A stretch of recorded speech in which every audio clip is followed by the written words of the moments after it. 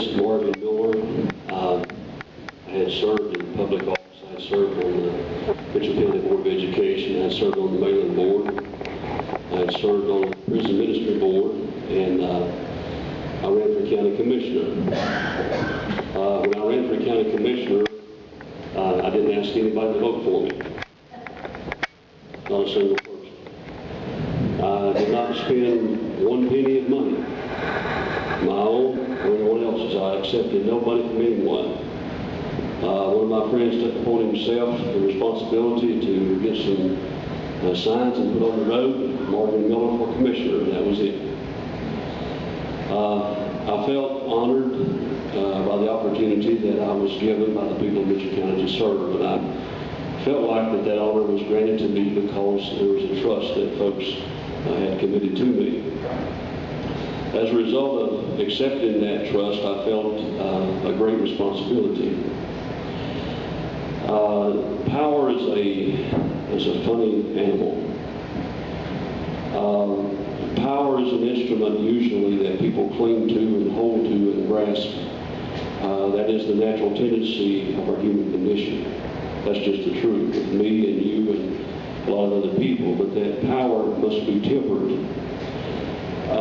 In trying to understand the issue of power, I do understand that there is the supreme judge of the earth. The Constitution refers to, and the scripture says that, so then all of us shall give account of himself to God. God is the ultimate authority. It is him to whom I will ultimately give an account. And that causes me great fear and great reverence. But for you to understand my position in regard to power, I think probably I would have to go to the scriptures to explain how I feel about power. And it goes back to the scripture where it says, wives, submit yourselves to your own husbands as is the Lord. A lot of people stop there. But now I go on to say that if you are a husband and you have a wife who chooses to submit to you, if that does not place the fear of God in you, then you are a fool.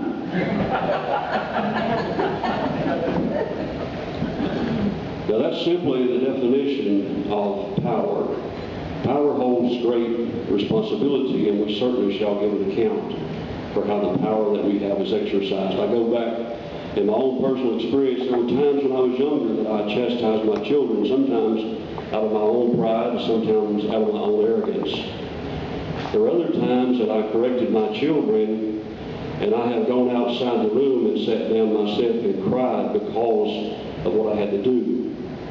I realized in my later years, in my older years, that the latter was the proper use of authority.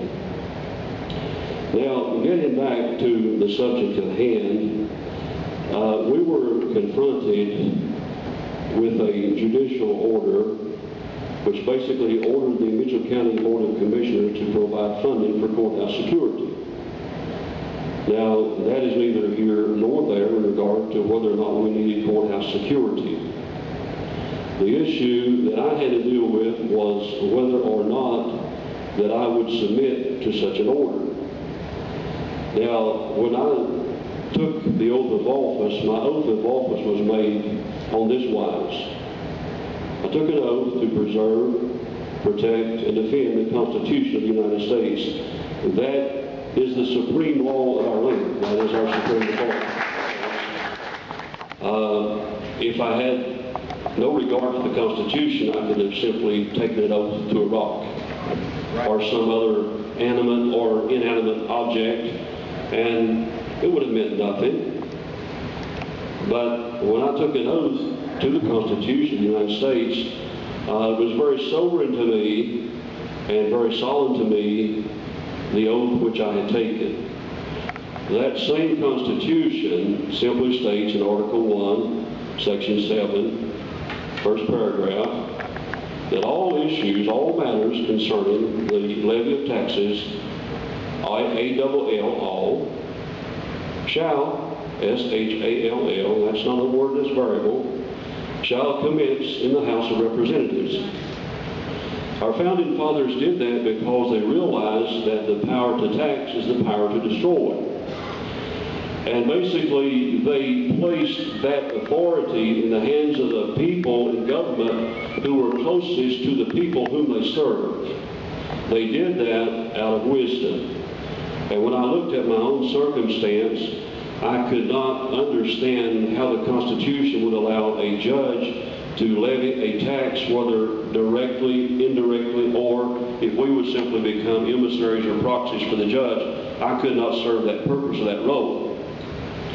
But our county attorney tells us that the court system has delegated to itself that authority. And my question is, how can a court delegate authority to itself, aside and apart from the two other branches of government? If the court holds complete and total power, then the other two branches of government have become irrelevant, and the system of checks and balances have been destroyed by such.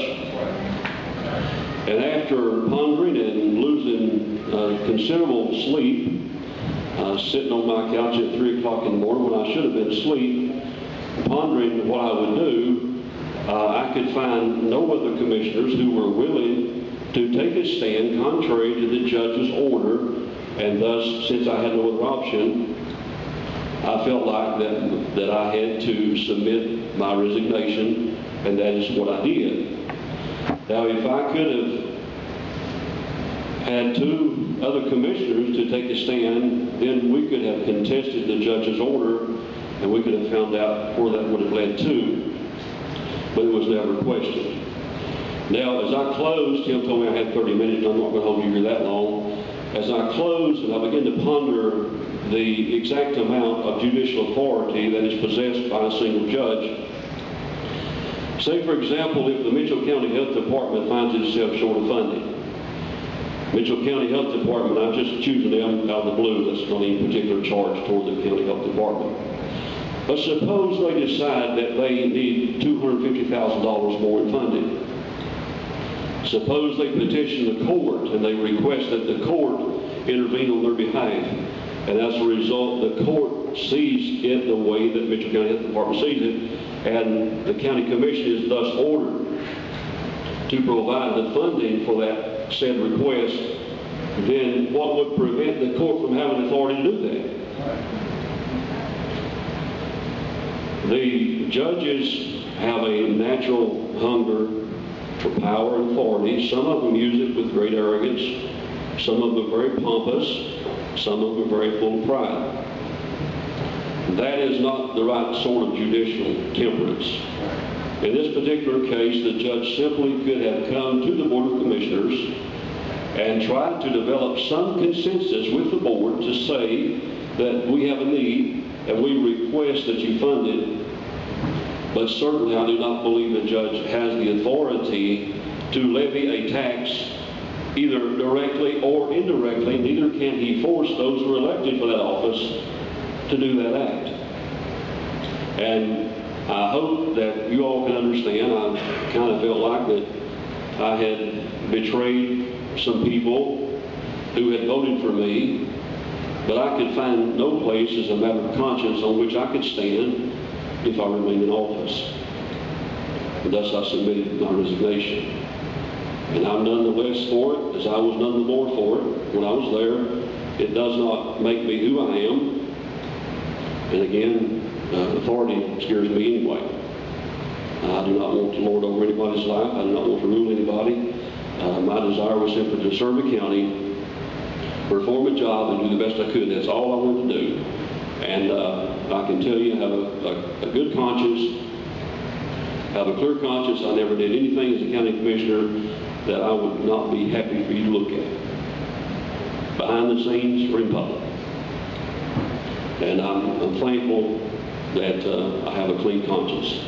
And thank you all for allowing this privilege to speak to you. Thank you, Tim.